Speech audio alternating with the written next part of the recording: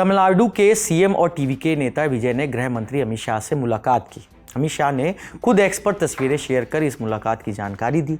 इस मुलाकात में विजय ने अमित शाह के सामने दो बड़े मुद्दे उठाए जिन पर तमिलनाडु की सियासत में काफ़ी घमासान चल रहा है। विजय ने अमित शाह के सामने क्या क्या कहा, क्या मांग की, शुरू से समझते हैं। पहला मुद्दा था तमिलनाडु को नीट से छूट देने का और दूसरा था परिसीमन के बाद संसद में दक्षिणी राज्यों की राजनीतिक ताकत कम न होने देने का। विजय ने अमित शाह से कहा कि नीट की वजह से गांवों में रहने वाले और आर्थिक रूप से कमज़ोर परिवार के छात्रों को नुकसान होता है।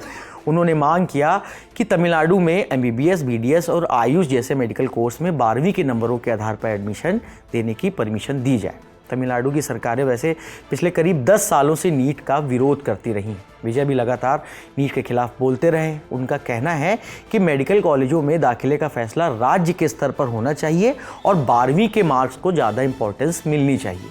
सीएम विजय का ये भी कहना है कि जब इतने सुधार के बाद भी सिस्टम सुरक्षित नहीं हो पा रहा है तो राज्यों को ये छूट मिलनी चाहिए कि वो 12वीं की मेरिट के आधार पर अपने यहाँ की सीटें भर सकें।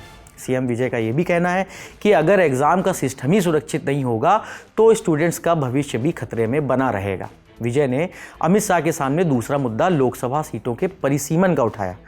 लोकसभा सीटों का परिसीमन यानी देश के अलग अलग इलाकों में लोकसभा और विधानसभा क्षेत्रों की सीमाएं और सीटों की संख्या तय करने की प्रक्रिया है। मान लीजिए किसी राज्य में 10 लोकसभा सीटें हैं। समय के साथ कुछ शहरों और गांवों की आबादी बहुत ज़्यादा बढ़ गई जबकि कुछ इलाकों की आबादी कम बढ़ी।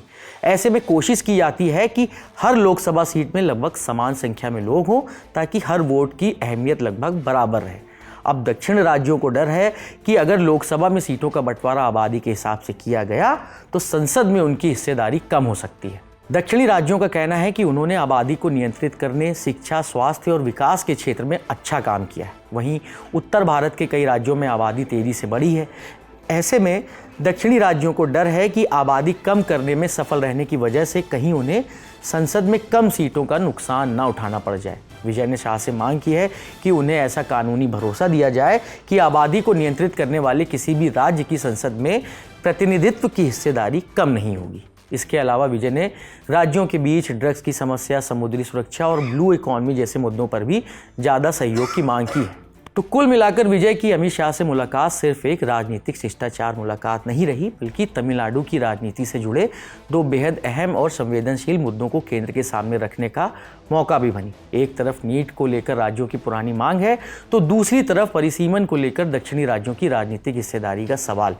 अब देखना ये होगा कि अमित शाह के सामने रखी गई इन मांगों पर केंद्र सरकार का क्या रुख रहता है। क्या तमिलनाडु को नीट के मामले में कोई विशेष छूट मिलती है और क्या परिसीमन के बाद दक्षिणी राज्यों के प्रतिनिधित्व को सुरक्षित करने के लिए केंद्र कोई कानूनी या संवैधानिक रास्ता निकालता है। मामले में जो भी अपडेट्स आएंगे हम आप तक यूं ही पहुंचाते रहेंगे।